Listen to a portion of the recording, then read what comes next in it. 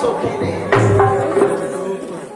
जब बार बार कहा, उस समय द्वारपालों ने कहा कि तुम कथा के इतने ही शौकीन हो तो एक उपाय है, किसी पंछी का रूप बना लो, तब मैं तुम्हें अंदर जाने और जाकर कथा सुनाओ। उस समय भोलेनाथ ने हंस पंछी का रूप, जब हंस का रूप बना लिया, उस समय द्वारपालों ने कहा ठीक अब जाओ और जाकर कथा सुनाओ। अब भोलेनाथ हंस पंछी का रूप बना कर गए और जाकर बैठकर कथा सुनने लगे। हंस का रूप क्यों बनाया? कि हम लोगों को ज्ञान देने के लिए कि हम भी कहीं कथा सुनने जाएं तो हंस की तरह बैठकर कथा सुननी चाहिए। प्यारे, हंस का उदाहरण क्यों दिया गया? क्योंकि हंस एक ऐसा पंछी है जिसको दूध और पानी मिलाकर दे दो, वो दूध पी जाएगा और पानी छोड़ देगा। जो आज तक ऐसा कोई मशीन नहीं बना जो पानी और दूध को अलग कर दे। परसेंटेज तो बता सकती कि पानी का मिलावट कितना है, पर दूध और पानी को अलग नहीं कर सकता। हंस पंछी है ऐसा जो पानी पानी छोड़ देता और दूध को।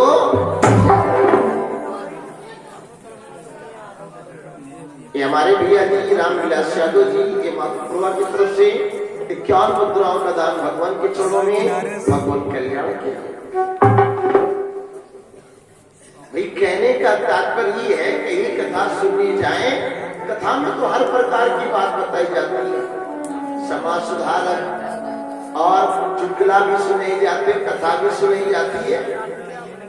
लेकिन जो अपने जीवन में काम आने वाली बात हो उसको अवश्य ग्रहण करें। फिजूल बातों पर ना ध्यान देते हुए जो बात अच्छी बताई जाए उसको अपने जीवन में अवश्य उतारें। इसलिए हंस का उदाहरण दिया गया कि तुम दूध अच्छी बातों को ग्रहण कर जाओ और फिजूल बातों को छोड़ दो।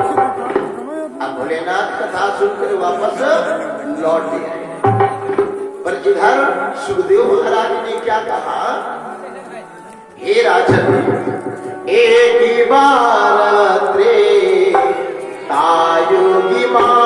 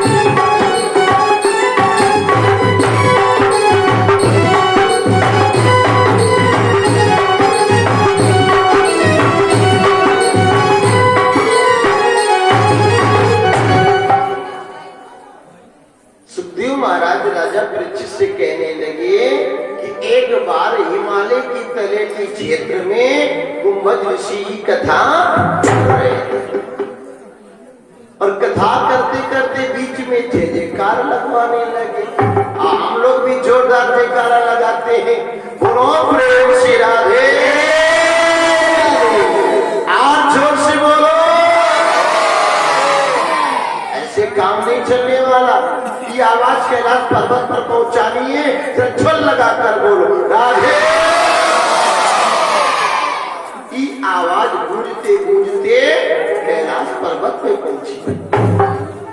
जब भोलेनाथ के कान में आवाज पड़ी, भोलेनाथ विचार करने लगे, कहीं पर जयकार हो रहा है प्रभु का।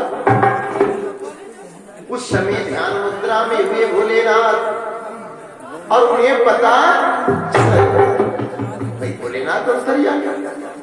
जिसे ध्यान मुद्रा में पता चल गया, अच्छा हिमालय की तलेटी क्षेत्र में कुंभज ऋषि जी कथा कर रहे हैं। अब हम कथा सुनने जरूर जाए, और कथा कहीं भी होती हो समय निकाल कर कथा सुनना जाना चाहिए। अब भोलेनाथ तैयार हो गए कथा सुनने के लिए, पर ज्यों कदम बढ़ाया सती मैया बोल पड़ी, ओ स्वामी वो कहाँ जाओ अकेले अकेले। भोलेनाथ ने कहा देवी मैं कथा सुनने जा रहा हूँ। अब देवी ने कहा जब देखो तब कथा। अरे किसकी कथा, कौन सी कथा? तो क्या बोले भूत भावन भोलेनाथ जी कि जय जय राम कथा, कि जय श्री राम कथा, जय जय राम कथा, जय श्री राम कथा, जय जय राम कथा, जय श्री राम कथा। जिसे सबर से मिट जाती है,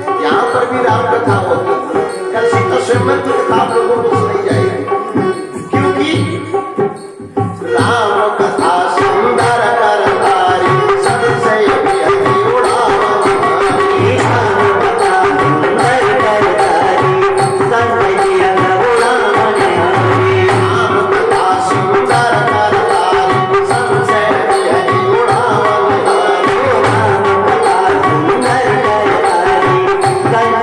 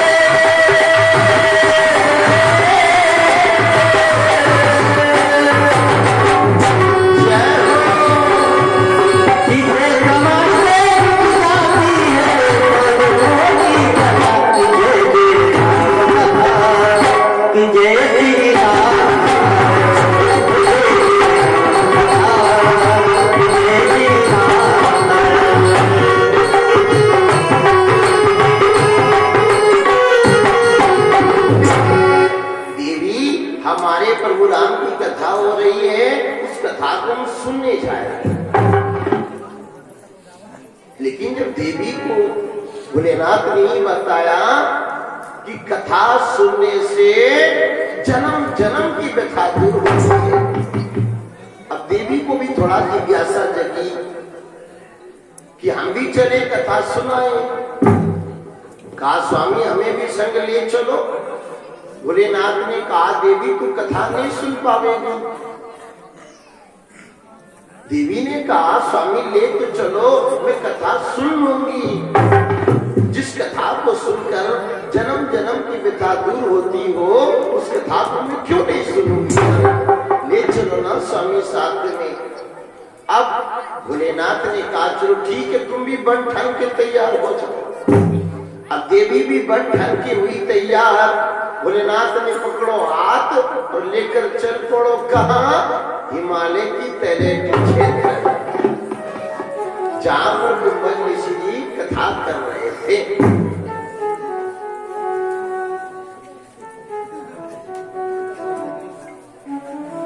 और जिस समय भोलेनाथ महादेवी के साथ पहुंचे, भोलेनाथ का नियम पता था कथा सुनने को, वो बैठ गए और कथा सुन। भाई उनको कोई टेंशन तो है नहीं, टेंशन तो उनको होता है जो कथा प्रांगण में अकेले आते हैं। हाँ, अब पता चला पत्नी घर में, भैया यहाँ कथा सुन रहे हैं, बैठे तो यहाँ पर बार बार घर की ओर ध्यान जा रहा हो। ऐसा तो नहीं पत्नी अकेले डर रही हो। और अगर भैया घर पे पत्नी यहाँ पर इन लोगों को महा टेंशन, न जाने पति को अकेले नींद आ रही होगी कि ना आ रही होगी। पर भोलेनाथ टेंशन फ्री होकर कथा सुन रहे, क्योंकि दोनों संग में आए और बैठकर कथा सुनने लगे। भाई कथा सुनने का नियम यही है, कहीं भी कथा सुनने जाओ हमेशा बैठकर कथा सुननी चाहिए। भोलेनाथ को नियम पता था, वो तो बैठ गए, लेकिन जब देवी ने देखा, अरे ये घड़ा से पैदा होने वाला कुंभज ऋषि ये कथा कर रहा है, ये भला हमें कथा क्या सुनाएगा। बताओ, तीनों लोकों में हमारा बंधन और पूजन होता है, मैं भला नीचे बैठूंगी ना? ये भी खड़ी रही है ऐसा विचार करके। अब भोलेनाथ कुछ समय तक तो कथा सुनते रहे, पर अचानक भोलेनाथ की नजर देवी की ओर गई। क्या देखा? अरे तू अभी खड़ी हुई है। भोलेनाथ आंखों से इशारा करने लगे, बैठ जा। और क्या तुम लोगों की तरह हल्ला नहीं मचाते भोलेनाथ? हाँ, कथा प्रांगण में शांति रखना चाहिए। इशारा करें, एक बैठ जा। आंखों के इशारे से देवी ना बैठी। उस समय भोलेनाथ हाथ पकड़कर जबरदस्ती बैठाना चाहा। बैठ जा, बैठ जा। देवी खड़े होकर कथा नहीं सुनते, पर जिसे जबरदस्ती बैठाना चाहा देवी ने दे दिया झिटका। क्या आप वैसे भी बैठ गए और मुझसे भी कहते बैठने को, मैं नहीं बैठने वाली। हाँ बताओ, तीनों लोगों में बंधन पूजन होता है और तुम नीचे बैठकर कथा सुन रहे हो। जैसे इतना कहा, भोलेनाथ समझ गए इस देवी को अभिमान है, इसलिए नीचे बैठने में सच्चा रही बेचारी। उस समय तो भोलेनाथ समझाने लगे, देवी तो एक संत के पास आई है, कथा सुनने के लिए आई है, यहाँ तुमको अभिमान नहीं लाना चाहिए था। और कहा भी गया क्या? संति मिलन को जाए तज माया अभिमान,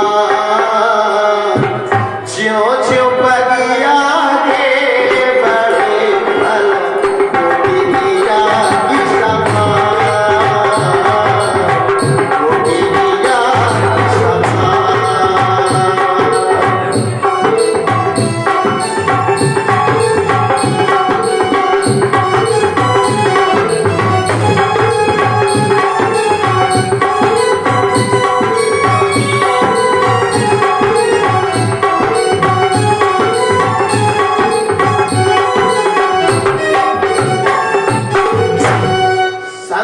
मिलन को जाइए तज माया अभिमान।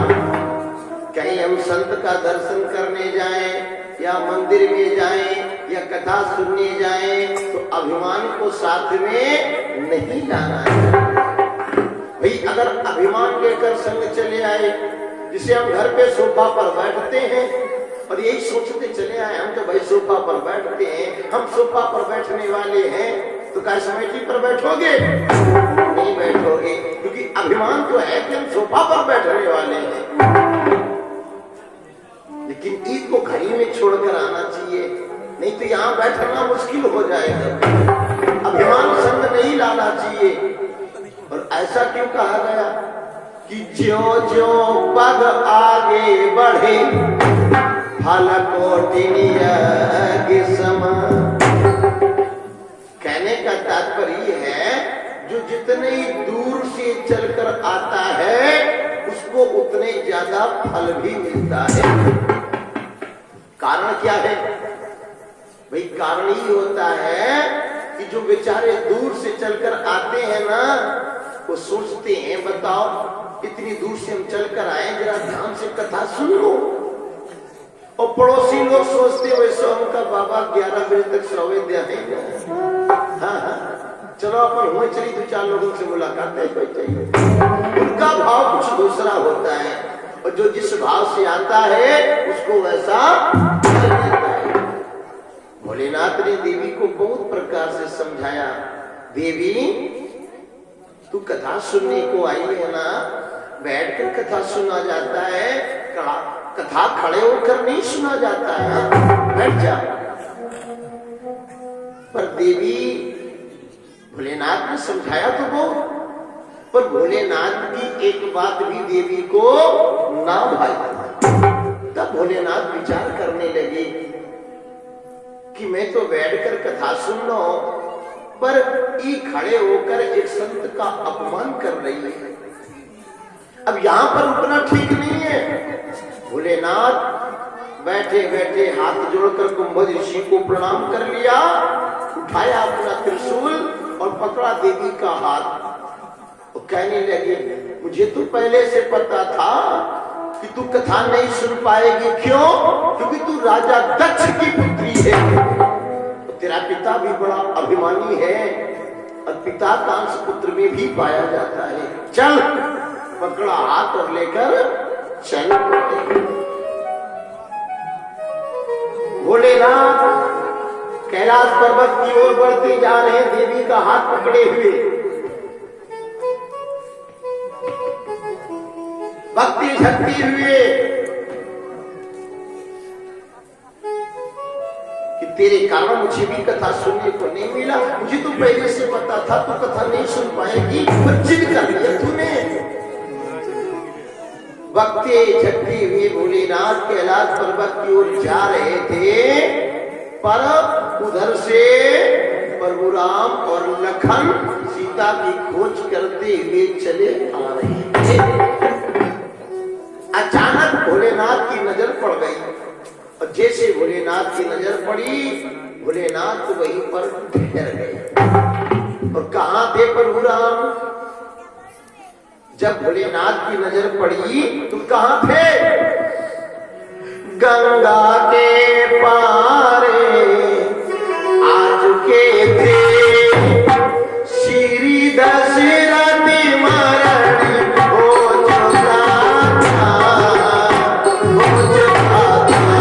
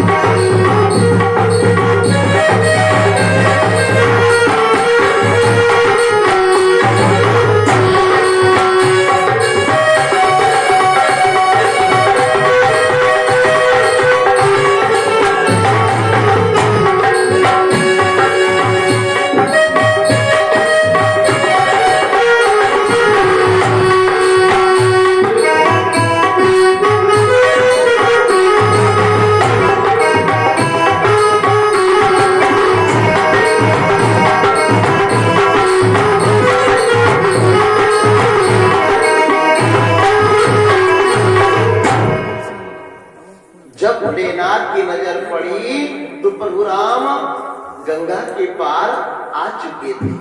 उधर जो सुमंत के द्वारा राजा दशरथ को पता चला कि मेरा पुत्र राम गंगा के पार जा चुका है, उस समय राम राम कहकर अपने प्राणों को त्याग दिया। पर भक्तों, अभी सुग्रीव से मित्रता नहीं हुई थी। उससे पहले कि रावण साधु का वेश बनाकर आया और सीता को ले गया।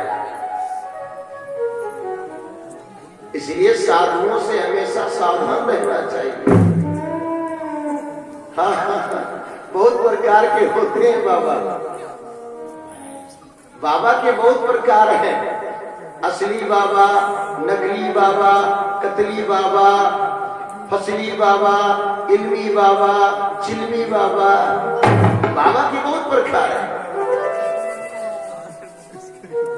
भाई। सावधान इसलिए कह रहे रहने को, क्योंकि रावण साधु का ही वेश बनाकर आया और सीता को चुरा ले गया। उसी सीता मैया की खोज हमारे प्रभु और लखन कर रहे थे। बिरहा बिकल नरे योरा